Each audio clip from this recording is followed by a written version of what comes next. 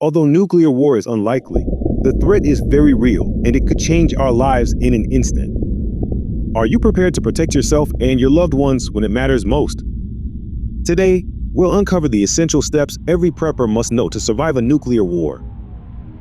Welcome to Prepper's Paradigm, your trusted source for practical, no-nonsense prepping advice. Global tensions are escalating, and the threat of a nuclear incident feels more real than ever. Being prepared isn't just about stockpiling supplies, it's about knowing the essential steps to safeguard yourself and your loved ones when it truly counts. Today, we'll delve into how you can prepare for and survive a nuclear war. We'll discuss understanding the nuclear threat and what it means for you, immediate actions to take during a nuclear event, and how to shelter from fallout using your home and available resources. We'll also cover protecting yourself from radiation exposure and long-term survival strategies in a post-nuclear world. First, a quick note.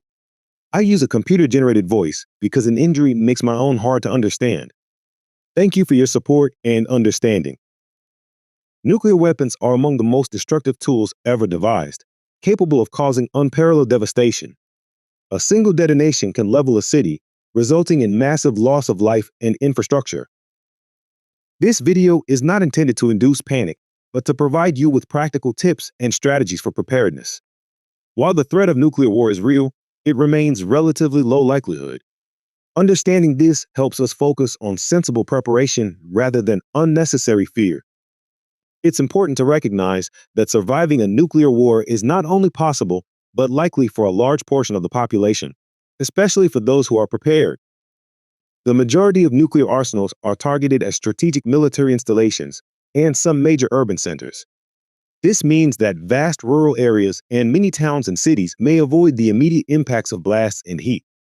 Even in affected regions, many individuals outside the blast radius can survive the initial explosion by taking prompt protective actions. Survival isn't limited to the immediate aftermath. While radiation and fallout pose serious risks, understanding how to protect yourself significantly increases your chances. Fallout particles lose their radioactivity relatively quickly, and with proper sheltering, even using makeshift solutions within your home, you can avoid the most dangerous exposure periods. Long-term impacts, such as environmental changes and resource scarcity, present challenges, but are also manageable with foresight and planning.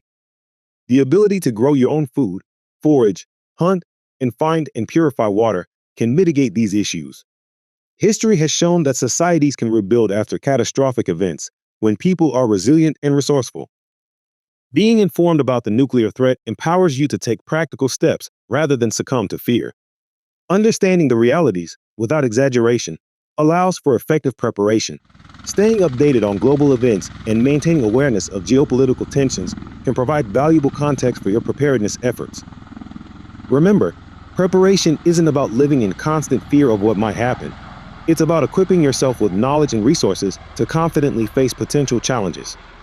By acknowledging the risks and taking proactive measures, you position yourself and your loved ones to not just survive, but eventually thrive, even in the aftermath of a nuclear event. Understanding the specific dangers of nuclear explosions helps you prepare effectively. Nuclear detonations release an enormous amount of energy in several forms: blast waves, intense heat, and radiation. Each of these poses unique threats to human life and infrastructure. The initial blast wave from a nuclear explosion can destroy buildings and structures miles away from the epicenter.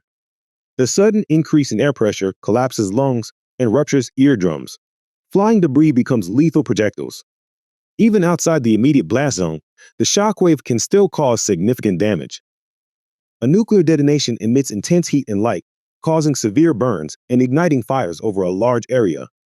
The flash can cause temporary or permanent blindness to those looking directly at it.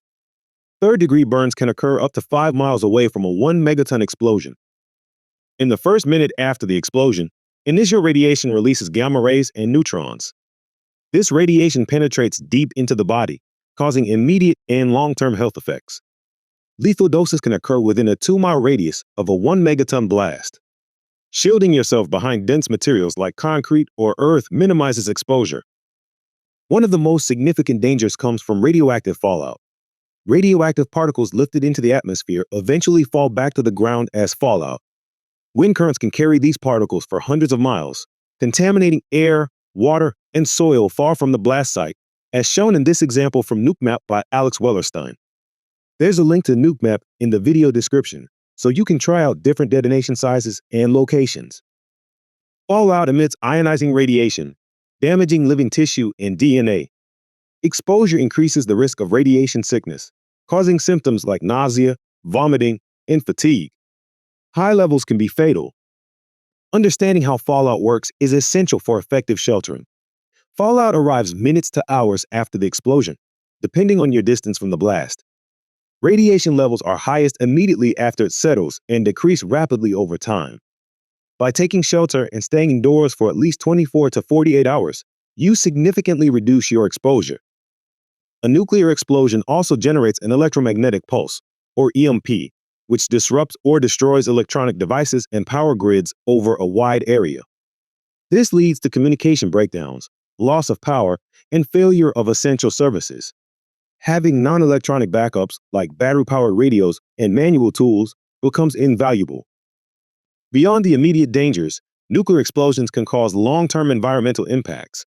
Fires ignited by the blast create soot that enters the stratosphere, possibly leading to a nuclear winter. This results in lower global temperatures and reduced sunlight, affecting agriculture and food supplies. Experiencing such an event brings significant psychological trauma. Stress, anxiety, and other mental health issues may arise. Being mentally prepared and having strategies to cope with stress are as important as physical preparations. When a nuclear event occurs, every second counts. Knowing what to do immediately can make the difference between life and death. Here are the steps you should take the moment you become aware of a nuclear explosion or an imminent threat. First, it's important to recognize the signs of a nuclear detonation. A sudden, intense flash of light brighter than the sun indicates a nuclear explosion. This flash can cause temporary blindness if you're looking in its direction. A massive blast wave follows, capable of destroying structures miles away from the epicenter. The moment you suspect a nuclear explosion is about to happen or has just happened, you need to protect yourself from the shockwaves and get to shelter as quickly as possible. If the explosion is within visible range, don't look at the flash. Close your eyes to prevent blindness. Drop to the ground with your face down and place your hands under your body. Remain flat until the heat and shock waves pass, which could take several seconds. Next, you'll need to protect yourself from the fallout, which could start falling within the next few minutes if you're within a few miles of the blast, particularly downwind. If you're further away, it can take longer, traveling downwind over tens or even hundreds of miles. The best protection from fallout is to be indoors before the fallout arrives, preferably in a building made of brick or concrete, and even better in a basement below a brick or concrete building. If you're outside, find the nearest substantial structure. Get inside quickly, then move to the basement or the center of the building, away from windows and exterior walls. The goal is to put as much dense material and distance between you and the outside as possible to reduce exposure to blast effects and radiation. If you were outside during or after the explosion, or suspect you've been exposed to radioactive fallout, it's crucial to decontaminate before going into the area of the building you are going to use as your shelter. You can decontaminate yourself using the following steps. Remove outer clothing. Take off your outer layer of clothing carefully to avoid shaking off radioactive particles. This can eliminate up to 90% of the contamination. Place the clothing in a plastic bag, seal it, and do not take it into your shelter. Wash exposed skin and hair. If possible, shower with lukewarm water and mild soap to wash off any remaining radioactive particles from your skin and hair. Be gentle. Avoid scrubbing or scratching the skin, as this could allow particles to enter your body. Avoid conditioner. Do not use conditioner on your hair, as it can bind radioactive material to your hair, making it harder to remove. No shower available. If a shower isn't an option, use a damp cloth or wet wipes to clean your hands, face, and any other exposed skin areas. Focus on areas that were uncovered, like your hands and face. The aim of decontamination is to make sure you don't take any radioactive dirt or dust into the shelter with you. Quick action reduces your exposure to harmful radiation. The less time you spend in contaminated areas, the lower your risk. Plan to stay in a safe location for at least 24 to 48 hours, as this is the time that the radioactivity is most harmful. Now that we've talked about the need to get to shelter before fallout arrives, Let's cover some tips and ideas for sheltering and making your own temporary fallout shelter with items available in your home or other buildings. Your home or any substantial building can serve as a viable shelter if you take the right precautions. The goal is to put as much dense material and distance between you and the outside environment as possible. If you're away from home when a nuclear blast happens, you may not be able to use a shelter you prepared in advance, but you can still find many places to shelter. Consider buildings such as office buildings, shopping malls, or underground parking garages if you have to find a shelter quickly. The safest places are basements or interior rooms away from windows and external walls. Bathrooms, closets, or central hallways can be effective options. The more walls and floors between you and the outside, the better. Seal off the area. Close all windows, doors, and vents to prevent radioactive particles from entering. Use duct tape and plastic sheeting to seal any gaps or openings if these materials are available. At home, you can prepare your temporary shelter in advance so that if the worst should happen, you can quickly get to your shelter and have the critical items you need there already. If you're going to use a basement or unfurnished room, lay down mattresses, rugs, or thick blankets to create a comfortable area to sit or lie down. Bring essential supplies like food, water, a battery-powered radio, flashlights, and medical kits into your shelter space. If you have a Geiger counter, take that with you too, so that you can assess radiation levels. If you don't already have one, I recommend the Better Geigers 2, linked in the video description. Enhancing the protective qualities of your chosen shelter can significantly reduce radiation exposure. Stack heavy furniture like bookcases against the walls and doors. Fill them with dense materials, such as books, filled water containers, or even bags of soil to add mass, which helps block radiation. Arrange boxes, furniture, or other large items to create a small area within a room that has additional layers of shielding on all sides. As I already mentioned, time is a crucial factor when dealing with radioactive fallout, so make sure that you are in your shelter before the fallout arrives. Radiation levels are highest immediately after the fallout arrives. Depending how far away you are from the blast, the size of the blast, and the weather conditions, fallout could start to arrive between a few minutes after the blast and hours later. Stay inside your shelter for at least the first 24 hours after fallout arrives, as this period is the most critical for minimizing exposure. As you can see from this graph, the radiation levels decrease quickly. If possible, remain sheltered for up to 72 hours or even a full week. The longer you stay inside during this time, the more radiation levels outside decrease due to the natural decay of radioactive particles. If you have a battery-powered or hand-crank radio, use it to stay informed. Emergency broadcasts will provide critical information about the situation. There's a link in the description to a hand-crank radio if you don't have one. Keep in mind that cell phones and the internet may not be reliable during such an event. Conserve your resources. Preserve battery life by turning on your radio at designated times when updates are likely to be broadcasted. Ration your food and water supplies to last for the duration of your sheltering period. Remember, the key is to act promptly and make the best use of what you have. Your ability to adapt and respond can significantly increase your chances of not just surviving, but also maintaining peace of mind during a nuclear event. Effective sheltering remains your primary defense during a nuclear event, but additional steps can further safeguard you from radiation. Understanding personal protective measures, proper decontamination procedures, and how to monitor radiation levels significantly enhances your safety. Being outdoors during the fallout danger period should be avoided at all costs, but if you can't get to a shelter in time or really need to leave your shelter, even briefly, minimizing radiation exposure becomes essential. Wear long-sleeved shirts, long pants, hats, and gloves, or even better, a one-piece hazmat suit to cover as much skin as possible. This clothing acts as a barrier, preventing radioactive particles from settling on your skin. Use a mask or a damp cloth to cover your mouth and nose, reducing the inhalation of radioactive particles, and goggles to protect your eyes. Keep outdoor excursions as short as possible to limit your exposure time. Avoid areas with visible dust or debris, and stick to paved surfaces when feasible, as they are less likely to harbor fallout particles. I mentioned decontamination earlier, but I'll talk about it again as it's very important. Proper decontamination after potential exposure to fallout prevents radioactive materials from entering your shelter. Carefully remove your outer garments before re-entering your shelter which can eliminate up to 90% of radioactive contamination. Place the clothing in a sealed plastic bag and store it away from your shelter. If possible, shower with lukewarm water and mild soap, avoiding scrubbing your skin or using harsh soaps that could irritate your skin and increase absorption of radioactive materials. Do not use conditioner on your hair, as it can bind radioactive particles and make them harder to rinse away. Gently clean any open cuts or abrasions with clean water and cover them with waterproof dressings. Having a reliable method to detect radiation helps you make informed decisions about when it is safe to leave your shelter and if certain areas should be avoided. Devices like Geiger counters measure radiation levels in your environment.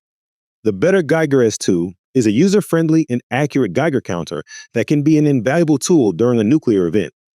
It provides clear readings and can handle 100 times higher radiation levels than many cheaper Geiger counters.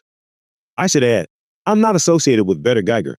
I just believe this is a good product for preppers.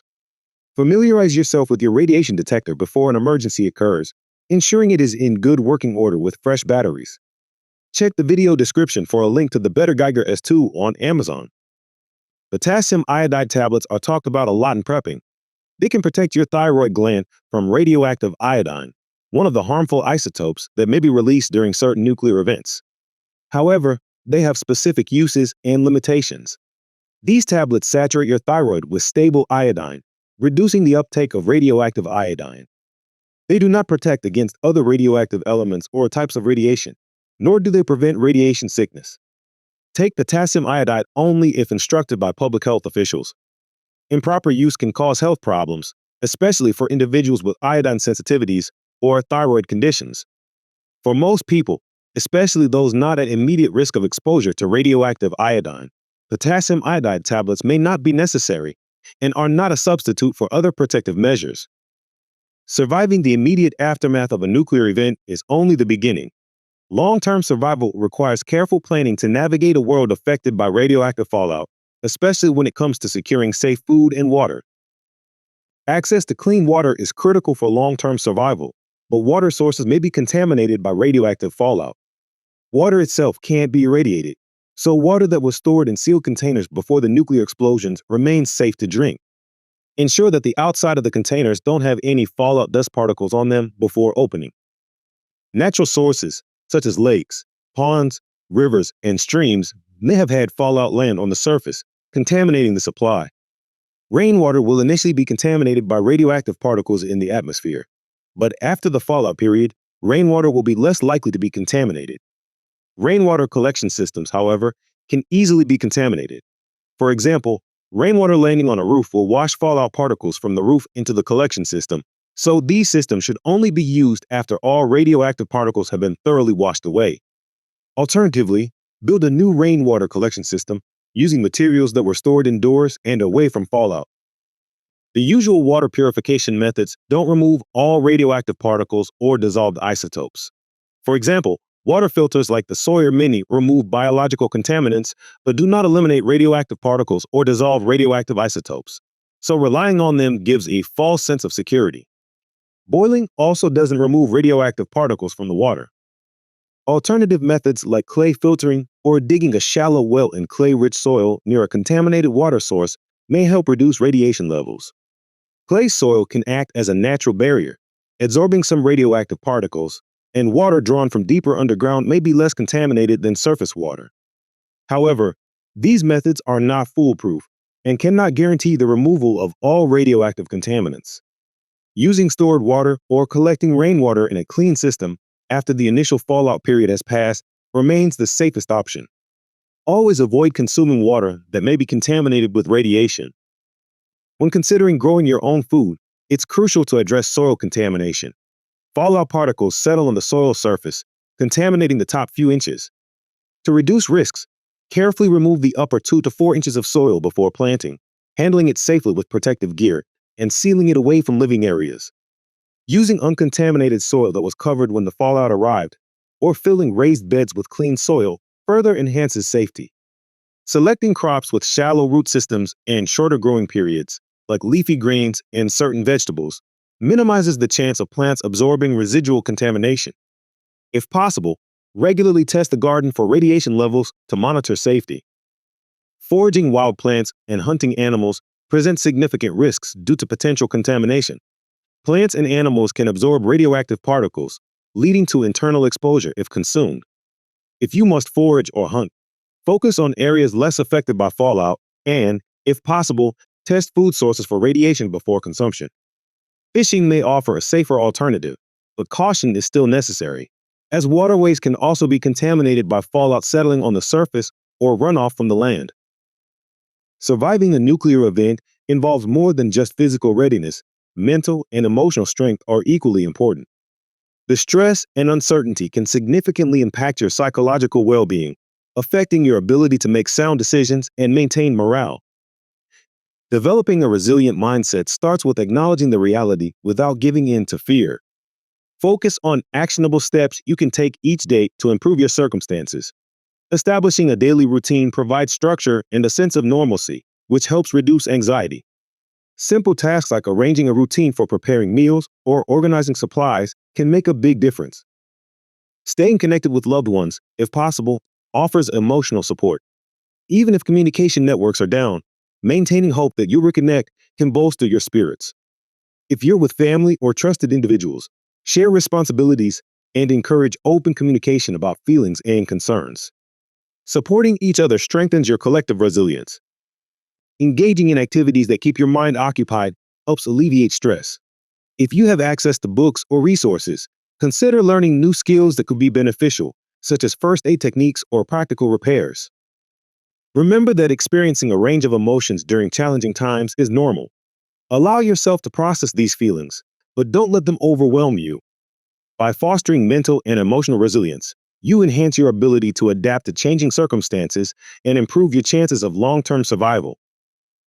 Navigating the threat of a nuclear event may seem overwhelming, but being prepared equips you with the confidence and tools needed to protect yourself and your loved ones.